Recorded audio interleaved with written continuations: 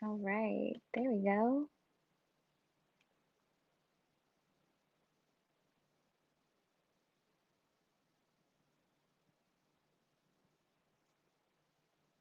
Okay, all right. So, I can't see, this is new to me. I can't see anyone coming in. So, if you are here, I will keep an eye on the comments and just go ahead and comment in there and let me know like maybe where you're coming from, or calling in from, I guess, since we don't have any real events anymore. Thank you, COVID. Um, so I am Brittany, and am I'm actually a full-time nanny, but on the side, I have a blog and I actually talk a lot about perfectionism and indecision, especially. And a lot of things that pop up when I'm talking about those are things that continuously pop up for different people. So that's when I kind of realized, like, oh, this is a thing. Like, this is not just something that I've been through or a couple of clients have been through. It's like a lot of people are suffering from these things, or not even suffering, but just going through them on a day-to-day basis. So yeah, that's kind of what I try to focus on my blog, and I do coaching as well. So people who might have mostly I'm working with people who are like starting their own blog or have like a side hustle that they're working on or a creative pursuit. Um, but a lot of it is like applicable to any big goal that you have that's just kind of like you feel like you're dragging your feet or you feel kind of stuck on, or just even in your everyday life. Um, so yeah, if you feel like you don't really know where to go, or you feel really indecisive, or you're getting a lot of creative anxiety because you don't know which direction you're going in, that's the kind of content that I'm trying to put out and like help people with and coach people on. Um, so I haven't seen any comments coming in yet. So if you are in here, let me hear it and tell me where you're calling from or calling in from. I am in Seattle, so it's actually not raining here right now, which is nice, but also rare for October. But I appreciate it. But yeah, the first thing that I wanted to say before we start is oh, hi, LA. Um, and I wanted to say, like, if anybody's going to be taking notes today, something that I heard recently, I think it was a tip from Gary Vee, that like on your note paper, like split the page in half, and then on one side write down notes from like whatever the speaker is saying. So like anything you think, hi Sydney, oh wow, okay, cool. Um, anything that like I'm actually saying, like jot down your notes, but then on the other side of the paper, write down like ideas that are going through your head, like how can I apply this to my life, or any ideas that come up on yours, because I feel like when we're quickly jotting down notes, we'll like write down all these facts and then we might have all these ideas. Hi, Kentucky. Um, and we don't really remember all these things that we thought that we were like, oh, that was such a, my mind was blown when I had this idea, or like this light bulb moment, and then we forget it. So that's what your other side of the paper is for. So if you are taking notes, one side is for stuff that I'm saying, and then one side is for ideas that you're coming up with. So sort of taking notes on your own thought process. Um, and so with that, I think we should get into it. I have notes on my phone, so excuse me while I look. Um, all right, so the I'll kind of walk you through like what I'm going to be talking about. So first, let's just talk about perfectionism as a whole, like what it means to be a perfectionist and kind of the things that we all have in common. Um, and then we'll kind of like do a deeper dive into indecision specifically, because I feel like this is a really big thing that we all have to cope with when we're a perfectionist, and I don't think it gets enough attention. Um, I was getting a lot of tips on my perfectionism, like all the time, and constantly seeking out information. And it was like really great in theory, like, oh, yes, that makes so much sense. But I couldn't figure out why I couldn't apply it to my own life for so long. And I realized that I would spend so much time trying to like figure things out. Hi, in South Africa. And I realized that I was so indecisive and that I was spending so much time on making decisions. So I really want to talk about indecision. And this is something that has come up with a lot of my clients too, like continuously. It's like, oh, okay, I can't make these decisions. And a lot of that comes back to perfectionism. Um, and then I am going to talk about how to like recognize those things and sort of cope with them. And hi, Lisa. And then from there, I'm going to talk about a couple things like how we tend to perceive failure or mistakes. That's another thing that really can hold us back from our goals. And then going to talk about like touch on a couple other things, and then from there, I really want to like step away from that mindset a little bit to talk about how we can still pursue our goals without letting them take over our lives. Um, and oh, hi, in the UK, my husband's from the UK. And because I feel like a lot of the stuff where we're talking about like hustle culture or like anything to do with like achieving your goals, there's a lot of like go, go, go. But when you're a perfectionist, we tend to get really wrapped up in that and think that like, oh, if I'm going to do this, I have to be perfect at it. And that means I have to be on 100% of the time. And I've realized for myself and for a lot of other people that it's just not healthy. So I want to like make sure we talk about how to achieve our goals, but also talk about how we also need to live and experience life and experience our feelings and really like sit with them and just exist. It's okay to just exist sometimes, so you don't always have to be on, you don't always have to be chasing that, and we're going to talk about that at the end. I think that's a good note to leave off on. So if anyone has any questions as I'm going through, I'll keep an eye on the comments, and yeah, don't be afraid to just put it out there.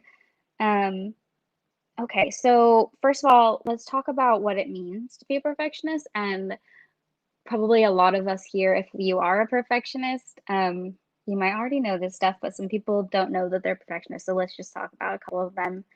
Um, First of all, I think the most important thing is that being a perfectionist does not mean you are perfect, or it does not mean that you have it all figured out. Like, I think sometimes when you're like, oh, I'm a perfectionist, but in your head, you're thinking, like, I'm not really, because I see all these other perfectionists and they have their life together and, everything's perfect. But that's just how we perceive others. And often we're all going through the same like struggles and the same judgment of ourselves. It's exhausting, right? And the funny thing is, like, you might see somebody else, like I might see, one of you guys on Instagram, or you might look at me and think like, oh, they're a real perfectionist because they are figuring this stuff out. But it's like, truly, we're all going through so many emotions, and yeah, we are. It can get exhausting. So yeah, being a perfectionist does not mean you're perfect. It just means you are more tuned in to like your own achievements and process. And yeah, yeah, Lisa, I hear you.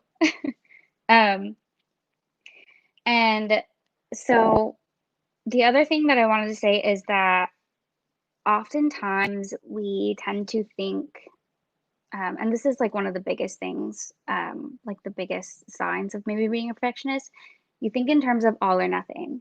So you might see some people that are like dabbling in things and they're like trying and they're slowly getting better and stuff. But like when you are a perfectionist, um, sometimes it can get really frustrating if you're not good off the bat. Like you might be a high achiever and it's like, oh, if I'm not good at this, then like why even bother, right? I'll just go do something that I'm actually good at. So it's like, um, you might feel like if you're not going to be great at it straight away, then like, oh, I shouldn't even do this. And that oftentimes stops us from trying and like getting better at things and really putting in the time and effort, because it's really scary for us to let ourselves be bad at something for a little bit in order to get good. And that's something that I'm going to talk about a little bit more later.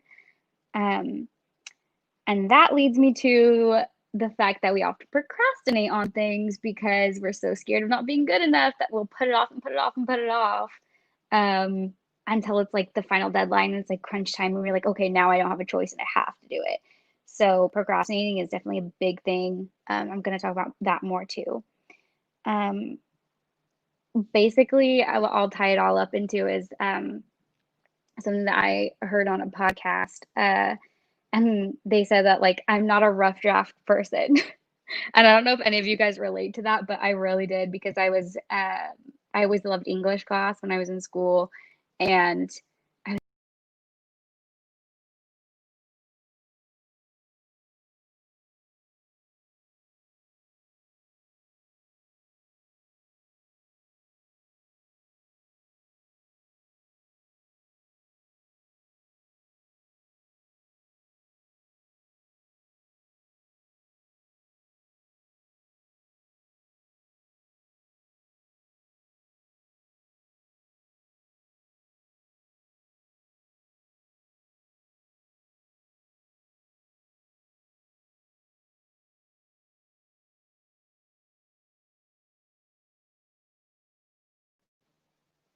okay.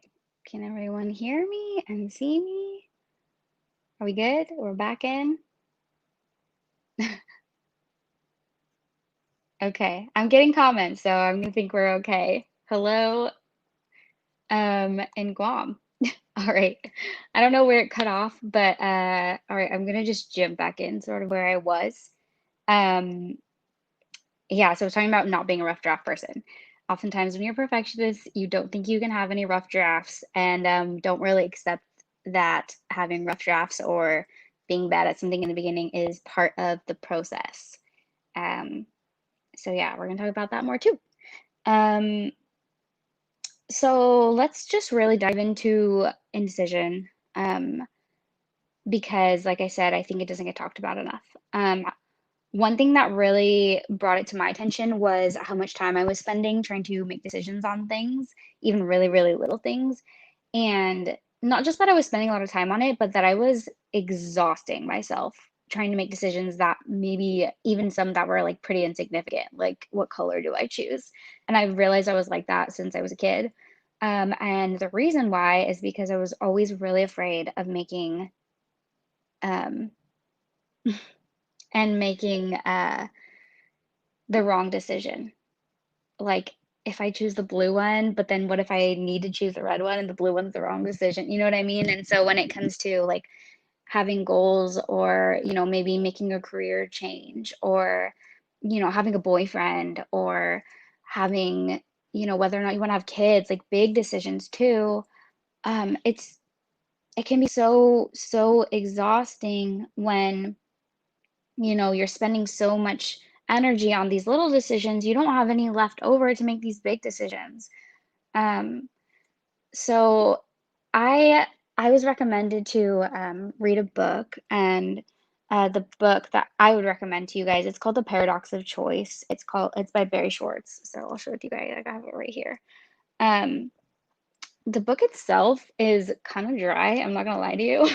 It's kind of hard to get through. I kind of wish that this brilliant person would have gotten another writer to write it for them to make it a little bit more like enticing.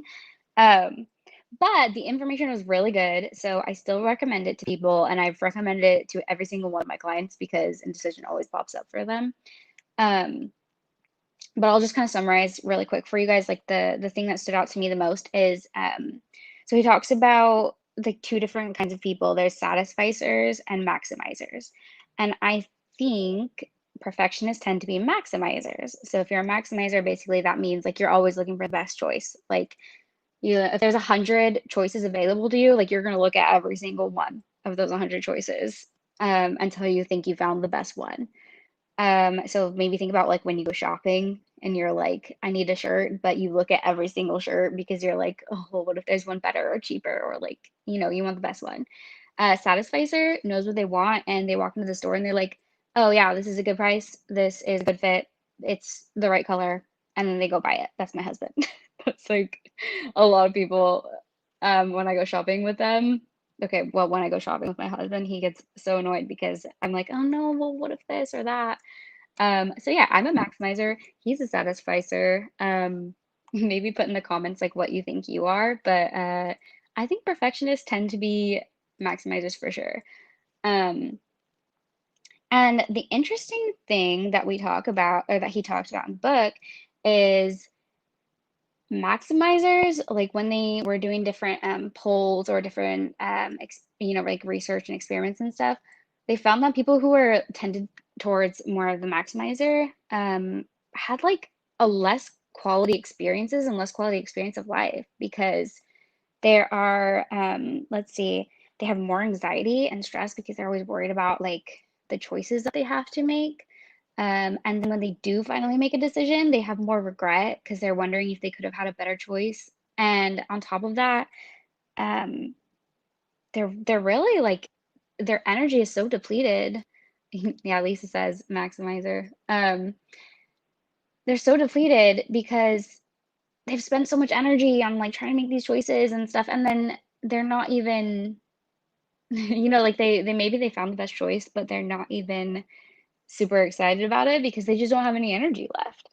Um, so when I realized that, I was like, okay, yes, that is definitely what I'm going through. So why am I doing this to myself when um wasting so much energy on these small decisions when ultimately I'm not going to be happier by making the best choice.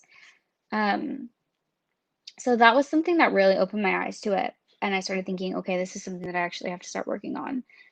So I think if you relate to that, that's something to put at like the forefront of your attention and realize that, okay, when I'm stressing myself out over trying to make these small, more insignificant decisions, is this a good use of my energy? Could it be better directed towards other decisions that I have to make throughout the day? Um, and ultimately, like, is it making me more happy? Is it adding to my anxiety? Things like that. So really just starting to recognize when you're doing that to yourself or when you're having those thoughts. Um, and then just sort of working on, you know, it seems obviously it's easier said than done, but being more decisive or and then I'm going to talk about how, like, some ways that we can do that. So let's see. Um, I was kind of talking about how you might have, if you are like a maximizer, your quality of life isn't as great because you're spending a lot of time making these decisions. And once you do, you're not even happier by the end of it. So I was going to actually like read this part of the book that I highlighted. And he said, if the ability to choose enables you to get a better car or house or job or vacation or coffee maker, but the process of choice makes you feel worse about what you've chosen, you really haven't gained anything from the opportunity to choose. So maybe you're giving yourself all these choices, but then by the end of it, like, what's the point? Because you're not actually happier for it. So that was something I highlighted and I thought about that a lot. And since I've been like working on trying to limit my choices and limit the amount of time that I spend making them, I've actually found that it really, really does help my energy levels and my anxiety levels. Um, and it's not that like you can just stop doing it, right? It's more about catching yourself when you're doing it and then taking a moment to step back and really ask yourself, like, is it, like I said, is this a good use of my time? Is this a good use of my energy? And from there, maybe that's going to help you be like, okay, I'm going to spend a little bit less time on this decision and then I'm going to move forward and I'm going to be okay with the fact that it might not be the best. Because even if it was, that doesn't necessarily mean I'll be happier because of it. Um, and so let's see.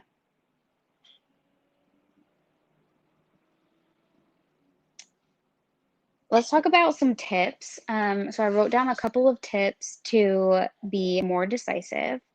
Um, And when you're going into making a decision, something that can really help is to like write down what you actually expect out of this. So whether you're going, planning on going shopping for something new, or even if you have to make like a bigger decision, write down like what the most important things to get out of it are. Um, and in terms of like your goal setting too, because I think a lot of the times as a perfectionist, it's hard to find something to focus on. So it's like not only do I have all these goals, but I don't know which ones to focus on, so maybe I just won't do any of them. Um, it's like, okay, well, once you've made the decision of like which one to work on and how to go, you're trying to figure out how to go about it. Make a list of like, what do you want out of this? What are the most important aspects of that? And then to think like a satisficer. So when you actually go in to make the decision, like you've got a little checklist and you're like, these are the most important things. And his description of a satisficer is somebody who knows what they want, and then as soon as they find one thing that meets all or most of those requirements, they take it and leave, right? So like my husband walking out of the store, like, I found this shirt, here we go, I'm not going to look anymore because this is enough. um so to think like a satisficer, here's your list. And you've got, okay, what do I want most out of it? And then when it's like, okay, I am checking these things off, if it's all or most of it, I'm going to stop there and I'm going to stop looking elsewhere. So that's one tip. And then another tip was to set your own limit for the choices, because another thing that they found in their research was that the more choices they gave people, the less their satisfaction was. So it was even as simple as like if you gave people a choice of 30 chocolates and you were like, okay, choose one, then they would be less satisfied than the people that they gave like, okay, here's 5 chocolates and they chose one. And I think that's where there's a little bit more like people's wheels are turning, right? Like, oh, maybe I didn't make the best decision. So either you can set a limit for the amount of choices you're going to allow yourself, or if that's too hard, like you can have somebody else say, here's your choices. I'll give you 3 choices and like you just got to choose one of these and you've got to not stress yourself out and look elsewhere. Um, and oh, hi in the Netherlands. And then, right. And then just keep remembering, I'm going to say this one more time because it's really important.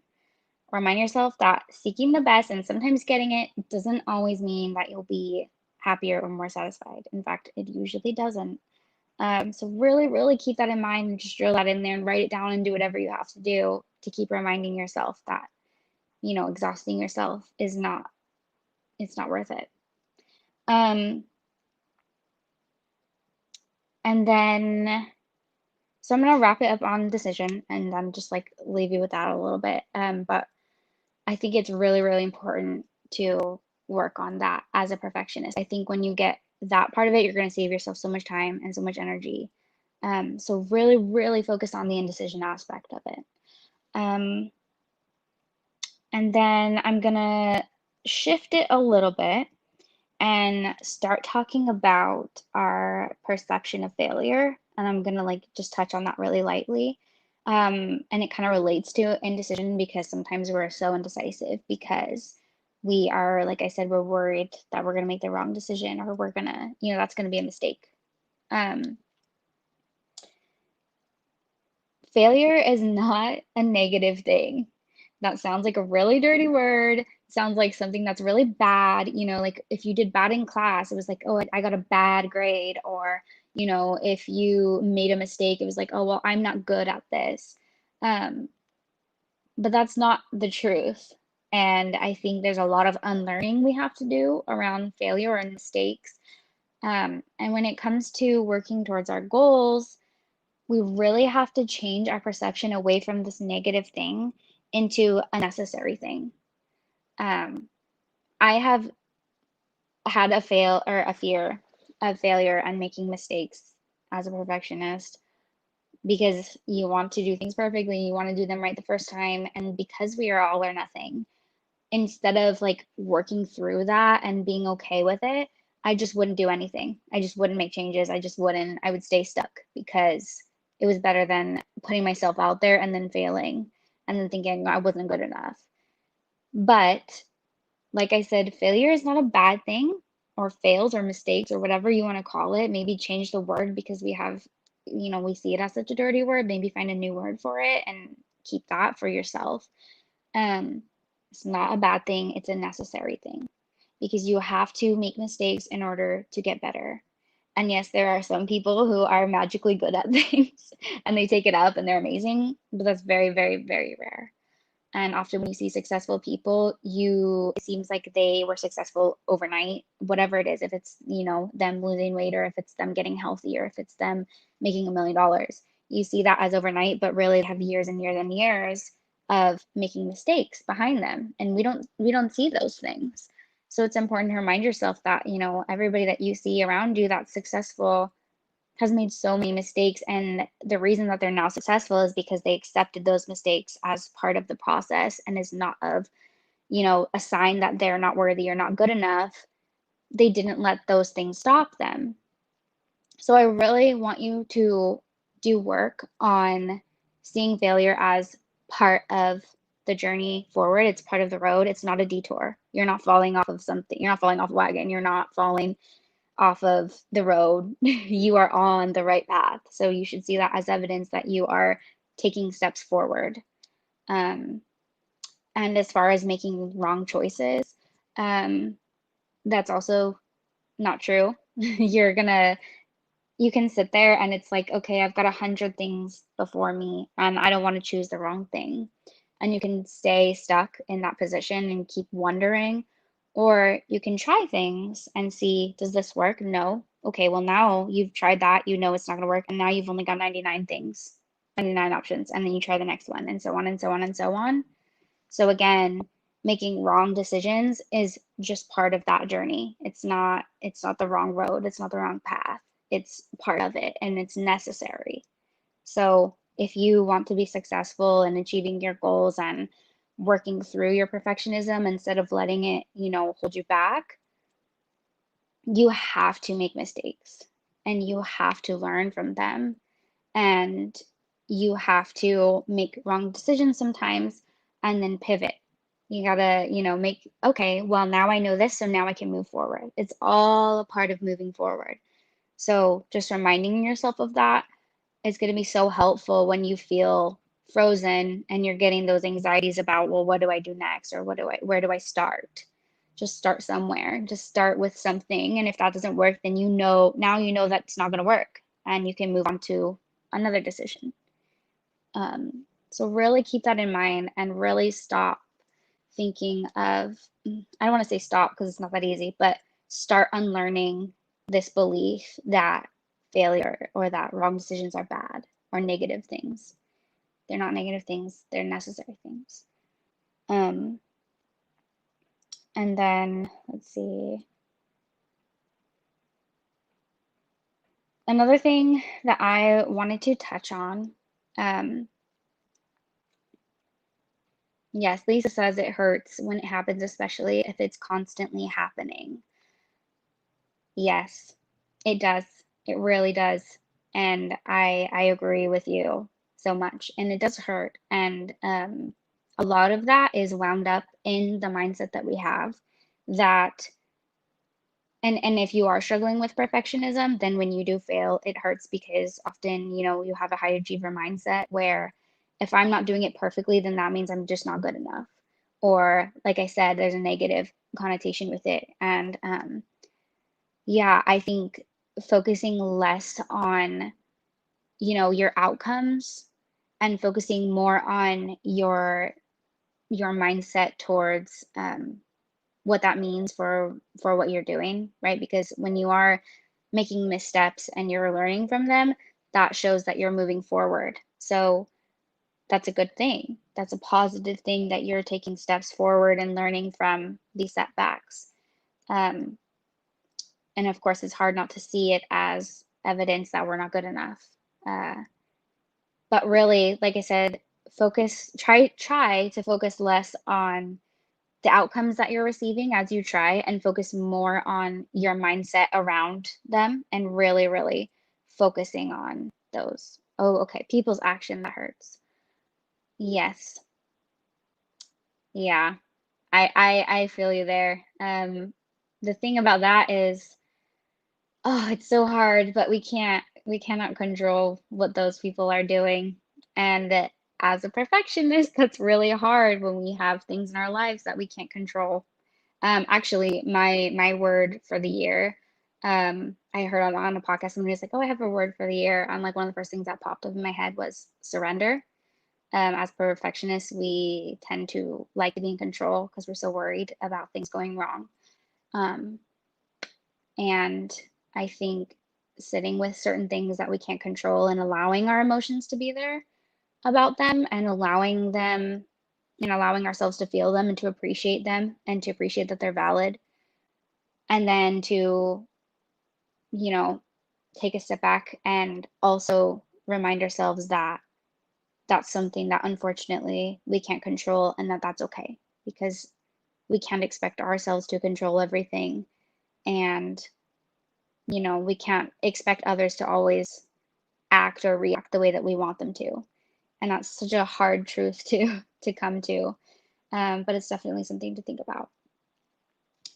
So let's talk about our mindset around our goals. When it comes to our mindset, I don't know about you guys. Um, we tend to keep ourselves busy. I tend to keep myself busy. Um, and when you have goals, there's a lot of things that can come with that. There's a lot of steps that can come around that, and we can work ourselves up and think, oh, there's like so much ahead of me. It can be overwhelming. Um, but we also start taking on a lot of little things, or we start to let that overwhelm like sort of get to us because of all of those little things. And something that I constantly was saying, and I had to tell my friends all the time, and was thinking in my head and stressing out about, was I'm busy. Always busy, busy, busy, busy, busy. Always thinking, oh, I'm busy about, I can't do this because I'm busy, or, oh, I can't, I have no energy right now because I'm busy. Um, and then I was reading, I don't know if you guys have probably heard of this. It's called "You Are a Badass" by Jen Sincero. Um, and she has like the book has a lot of really good information in it, but the one thing that stuck out to me the most was she said, "Stop talking about how busy you are." I was like, "What? Why? I am busy." Like, what do you mean? Um, and she says, "Stop talking about how busy you are and start talking about how excited you are about the things that you're working on in your life."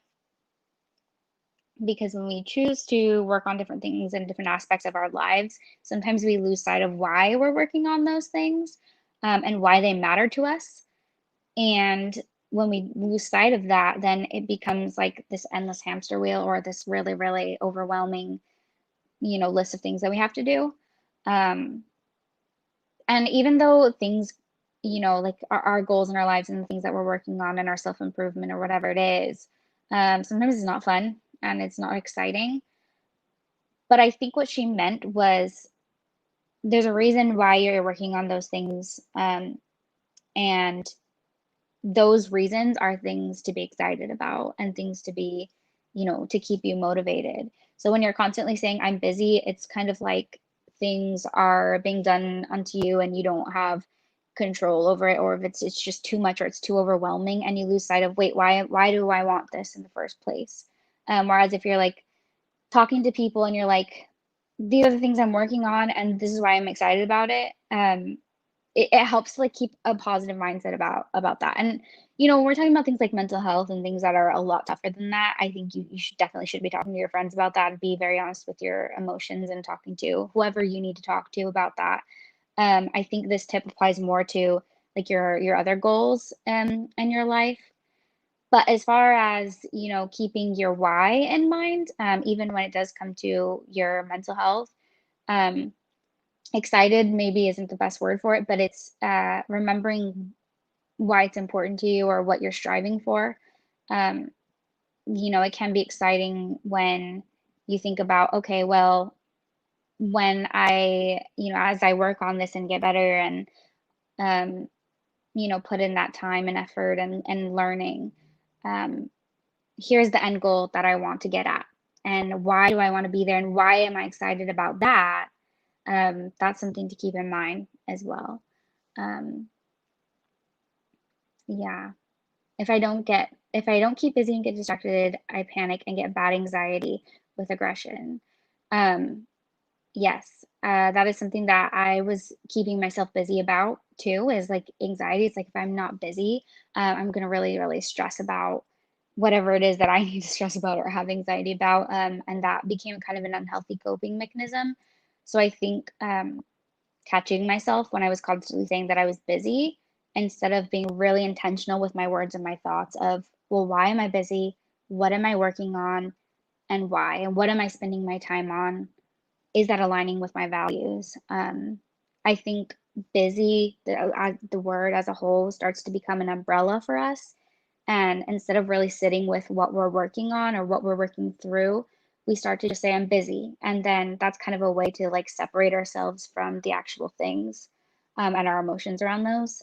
So I like wrote it on my whiteboard, like, stop talking about how busy you are and stop saying you're busy. And then anytime that I would like text my friends and be like, oh, I'm stressed out because I'm so busy, like I would delete that and then be like, this is what I'm working through right now. Or if it's like a good thing, like a goal that I'm working on, or, something to do in my, like my work life, I would erase that I'm busy. And it's like, this is what I'm working on. I'm a little bit stressed about it, but I'm excited and this is why I'm doing it. And, I'm really excited to talk to you about this. I think it helps us become more aware of our emotions and always, always, always more aware of our why. So really think about that too. Yeah, if anyone else has any questions, keep them coming, and I'll keep an eye on the chat. And then let's see. So that was the first thing when we're talking about mindset, is like, keep your busy, stop using the word busy as much as you can and catching yourself when you're saying it, and start thinking, okay, what's keeping me busy and why? And why does that matter to me? And then, so we've been talking a lot about like goals and what we need to do and why we need to do it, and how we need to keep working on ourselves. But something that I don't want you to do is to get trapped in the productivity trap, because this is really common for perfectionists. And especially once you start gaining momentum, it's hard to like balance a little bit, because it's like, oh, okay, well, now I'm finally doing the things I wanted to do, so I better just keep going or keep going. And I think it's really, really important to remember that you don't need to be on 100% of the time. Especially as a perfectionist, we have really high standards for ourselves and for others. Um, and it's so important to like step back. And if you have to like set a timer on your phone at the end of every day, or maybe one day a week, and think about how, you know, okay, I guess what I'm saying is to just stop and think about, okay, I don't need to be on right now. I don't need to be on 100% of the time. What's something that I need to do for myself, whether it's a self-care routine that you have, or if you just need to stop and meditate, or if you don't want to meditate, then to just let yourself breathe and let your senses come down, and stop stimulating your mind for a moment, and really just come back and center yourself, and just realize that it's okay for you to just be, and to just be human in a moment, and um, to just sort of calm your mind and calm yourself, and really be mindful of the life that's going on around you, and not always be looking forward. Um, it's hard not to constantly be thinking about what's wrong with me and what do I need to work on, and B, how do I get there? Those are things that's constantly, streaming through our heads. And it's hard to like detach from that for a second and be like, okay, my life is going on right now, and there are things that are really important to me in life, and am I paying attention to those? Am I giving space to those things and allowing time for those things, and not only trying to work on getting better? um, so um, yeah, so something that I wanted to say was, the overall goal here is to improve the quality of your life, not add more guilt or continue to base your self-worth off of your achievements. Because guilt is a big thing that comes up, at least for me and a lot of other people who struggle with perfectionism. Um, it's hard to relax sometimes because you feel guilty for not pushing yourself, or for not spending more time on working on your goals, or working on whatever you think, like your self-improvement, or working. Um, you don't need to be doing that all the time. And your self-worth is not based on how often you're working on it or how much time you're spending on it. Um, it's okay to just be, and it's okay to just breathe, and to be like, okay, I'm in this moment and these are some people that I care about and these are some other things that I enjoy doing that make me happy and that make me feel like, maybe make me feel content or make me feel peaceful or, other good things. So let me see what Lisa has to say. How long have you talked about the subject and how long have you helped people? I have talked about this subject my whole life between my friends. And in the past, I would say 2 to 3 years is when I really started doing the work on it, and just started helping people. And then this year is when I actually started coaching people for it. So the coaching has been rather recent, but the reason I started coaching is because I realized that other people were telling me that I was already helping people, helping friends or helping other people. Um, so I was already kind of coaching, but I was just doing it in a more conversational, and now I'm actually doing it more as a job because I'm like, oh, I could reach so many more people this way. Um, yeah, we feel trapped when you feel stuck in a bad situation and causes upset and fear and anxiety. Yes. Um, Yeah, I think feeling trapped in the sense of like not being able to get out of a situation is, um, at least for me and in my experience, I felt trapped a lot of the time about making my own decisions, and I felt a lack of control. And again, that was like scary for my own perfectionism because I didn't feel like I had control. Um, I think learning my own freedoms as a person was a big thing. I think that's a totally different subject from perfectionism, though. Maybe that could be another mental health thing is our own sense of freedom and how we perceive that and how we sort of take hold of that. Um, yeah, the fear and anxiety is a huge thing that comes up with perfectionism all the time. And we talked a little bit about fear and anxiety, I feel like comes with so many things, and this is definitely one of them. Um, yeah. Uh, like I said, when you feel like you don't have control, that can really trigger that anxiety.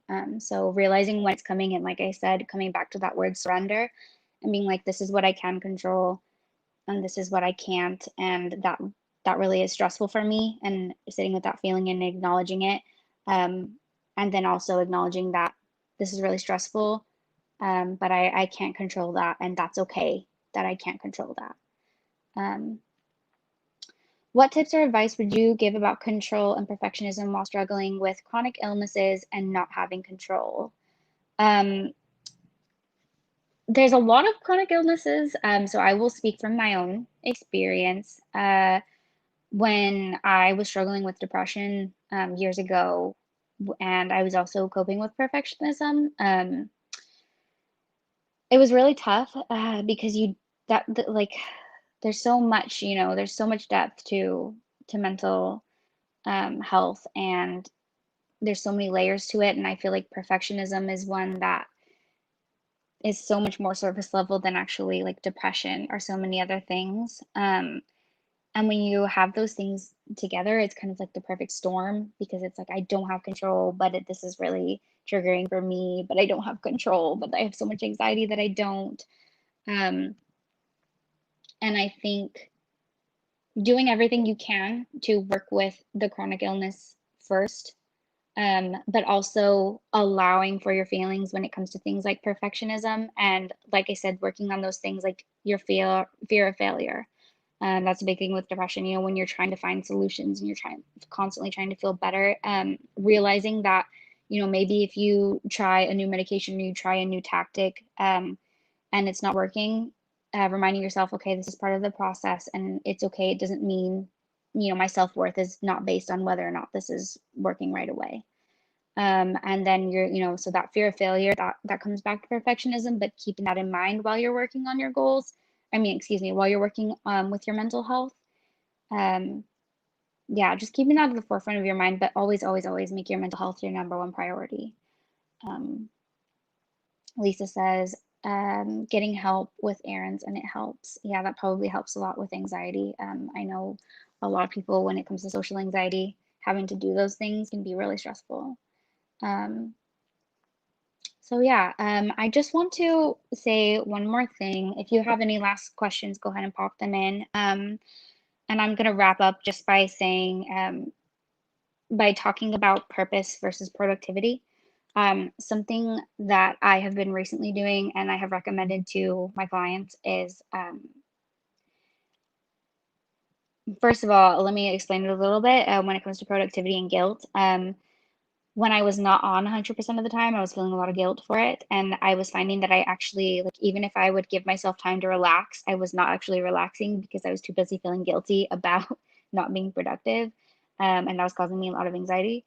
And when I realized that this was something that was going on, when I actually recognized it, instead of just, you know, feeling the anxiety and sort of letting it take control, um, I started thinking about purpose versus productivity. Somebody had said that in their house, they use the word purpose a lot because there's a lot of things in your life that are going to be purposeful that you might not necessarily think of as productive. And it's important to balance those two things and realize that, okay, maybe I'm not being super productive right now, but here's something that I've done that is purposeful. And that can be something as simple as taking a shower or doing, calling a friend, or it could be something as simple as like stepping outside and getting a breath of fresh air. Or it can even come down to just stopping to take a deep breath when you really, really needed it. Those are purposeful things that we might not see in society as like productive because they're not these big tasks that we're tackling, but they are helping you and they are so important to your day-to-day life. So when I was really suffering from this, I would have a journal at night and I would write down things that I did that were purposeful. And literally, sometimes it was like playing video games because I was so stressed out, and that was something that would stimulate my mind, but not, I didn't see it as productive. Um, like I said, there's so many things in your life that are going to be purposeful. Write them down. It doesn't matter how small or insignificant you might worry it is. This journal is only for you. Write down the things that you did that were purposeful. And then if you feel like you need a reminder that you did some productive things, write down the productive things that you did too, because sometimes we tend to forget or overlook them. And we think, oh, I wasn't productive today, but we actually did quite a few things that were productive. Um, that could even be making yourself a nice meal. That's productive towards your health. So yeah, I want to leave you out on that note. So as you're working on, your perfectionism, and hopefully you took a little bit of notes to remind, because I know this was a lot of information coming at you. You can always watch the replay if you missed it. Um, so continue to work towards your goals, and recognize some habits that might be coming up for you with perfectionism. And then at the end of the day, I always want you to circle back to balancing purpose and productivity. Um, Right. So if there's any more questions, looks like we're gonna head out in just a minute, but I don't see any. So I think I'm gonna say goodbye. And yeah, if you guys want to um, reach out to me either for coaching, or you want to read my blog posts or join my email list, I also have tips on my email list that go out. My website is right there, right there. And yeah, you can find me there. You can also you can find my Instagram through there too. And then feel free to DM me or leave me comments or whatever it is, and I will try to get back to everybody. So great. Thank you. I will let you all go, and please enjoy your weekend. All right.